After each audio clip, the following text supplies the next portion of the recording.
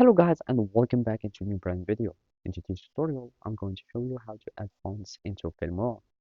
So make sure to watch the video to the end and follow these simple steps.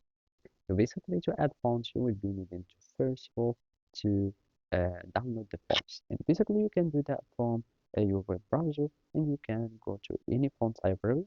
So you can choose any font library that you are using. There is font library, Google Fonts, the fonts, and there are many. And basically I'm just going to use the fonts, and from there you will need just to search for the fonts that you want to download or to add. Basically let's go for this Shine and Valentine, and I'm just going to download it, and basically here we will have it, and I'm just going to download. Then you will be needing to go to your Wondershare uh, location. So here I have my Wondershare.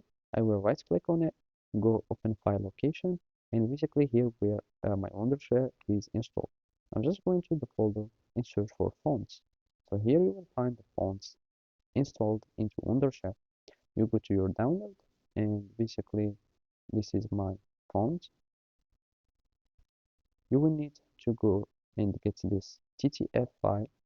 You add it, you just drag and drop it, you double click on it to be installed, you click on install, and now you will have your font that is installed, and then you can use it.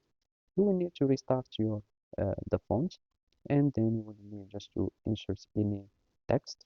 You go to fonts, and from here you will need to find Shine and Valentine.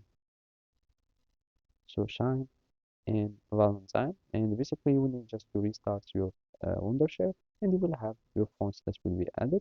And let's just not save. I'm just going again to new project, and basically it will open here. I'm just going to quick text, and basically it should be here. So as you can see, it should be here since I didn't restart it. So basically that's it. So thank you for watching, and see you next time.